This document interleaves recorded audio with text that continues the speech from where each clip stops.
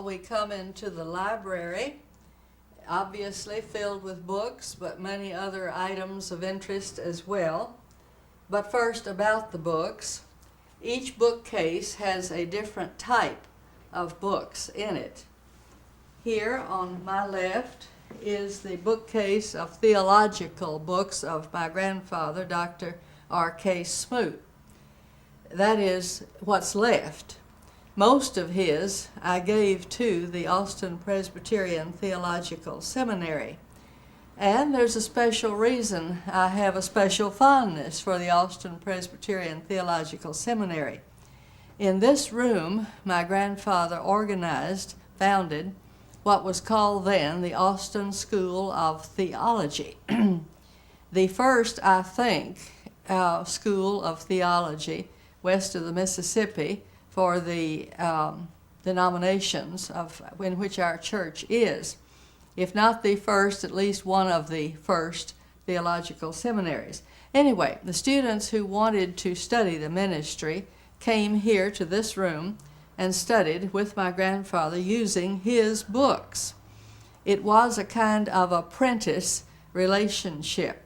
In those days, many of the professions were handled in an apprentice relationship.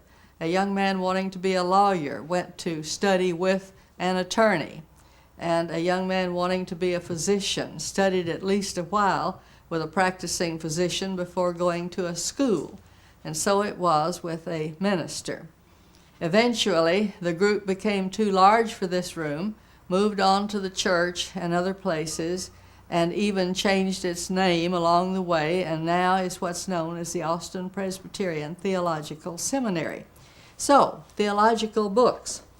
In this bookcase over here, the smallest of the bookcases, but the oldest of the books. The books here are all well over 100 years of age. And there's some other trinkets and objects and treasures of the family as well, or several of the family branches. Here on the mantelpiece, we have two objects, two vases, which have an unusual history. You see, when my grandfather wanted to come to Austin as the minister of the First Southern Presbyterian Church, Mrs. Smoot, my grandmother, did not want to come, as she was accustomed to the protected life in Bowling Green, Kentucky. She was Judge Graham's daughter. All of her friends and relatives were there. And in those days, the middle 1870s, Austin, Texas was out on the frontier. Pretty wild place, as a matter of fact.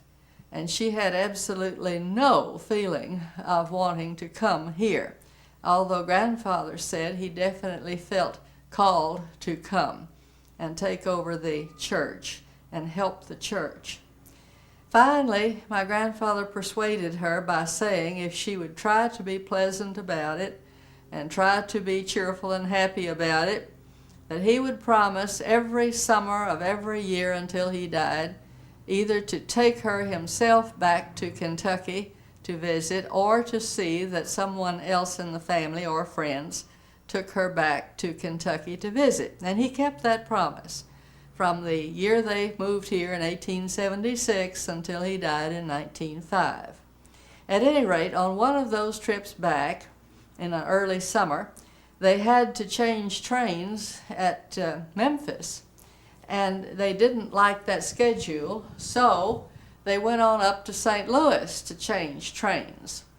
And in the Union Station in St. Louis, there was an entrepreneur of vase making, and he had not only the standard vase, but he had a great assortment of fruits and vegetables and all kinds of decorations that he would put on the vases and take the name and address and the money of the people buying the vases, and then after he had fired these in his kilns, he would send them to the people's home by the time they finished their trip.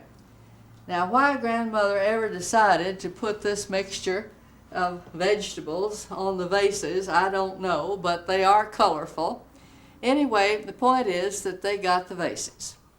Now, at the same time, and for some years to come, Grandmother furnished the flowers for the church to put up on the church, the pulpit stand every Sunday.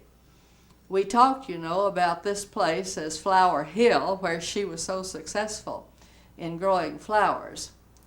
So she would take one of these vases, fill it with flowers, and take it to church.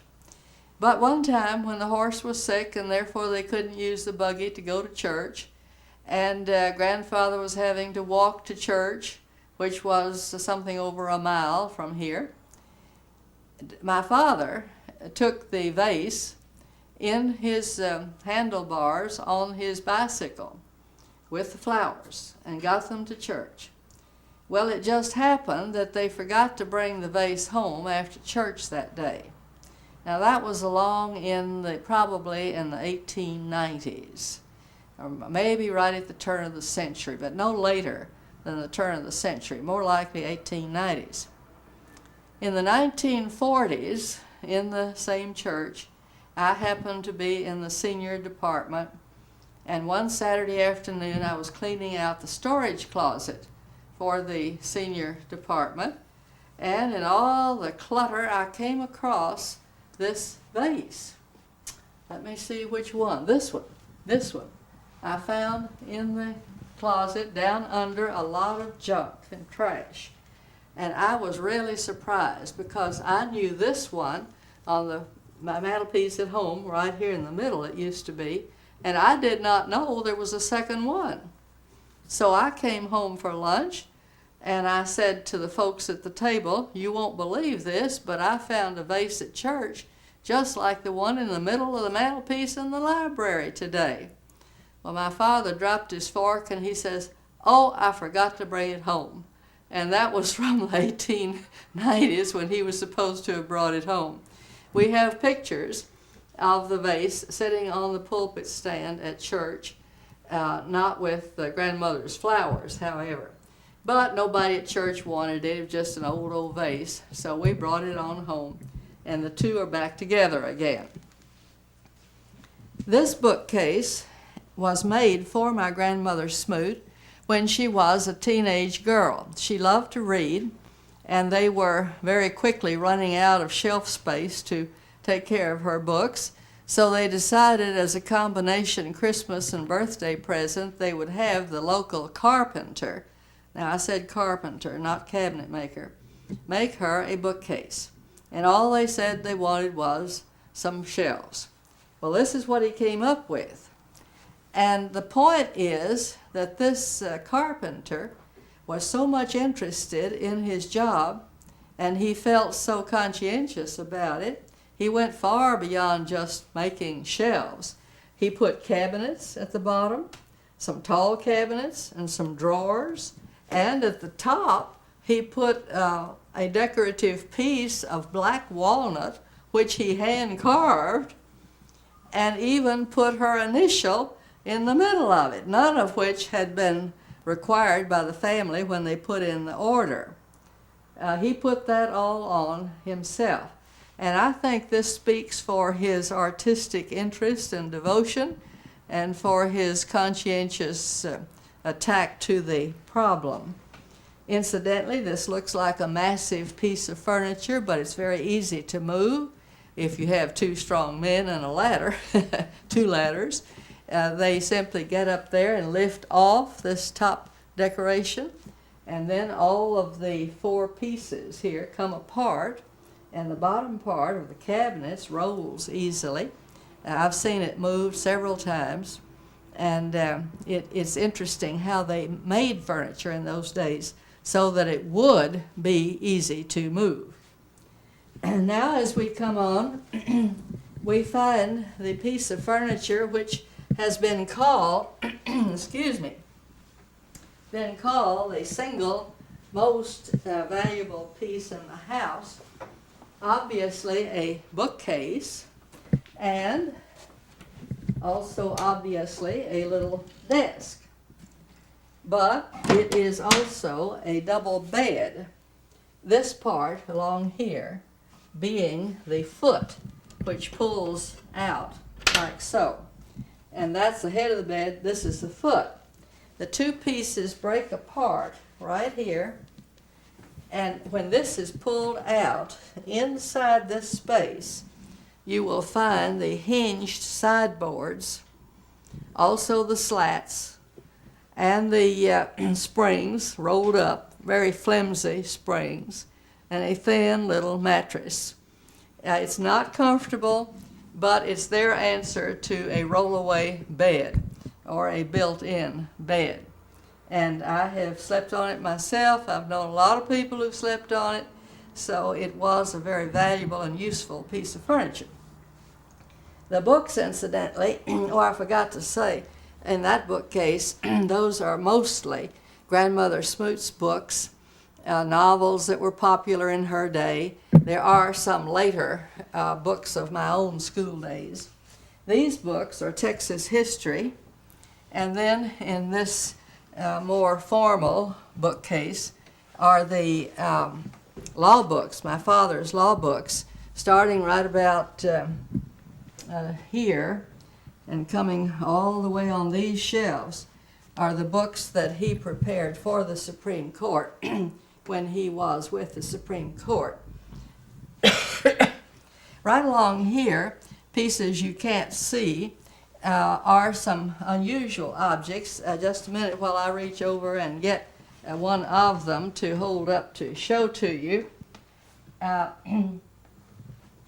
My grandfather and my father went into the chicken business to make a little more money and also to promote these unusual chickens. They were Indian game chickens, not the fighting kind, but the kind that were extra good for eating.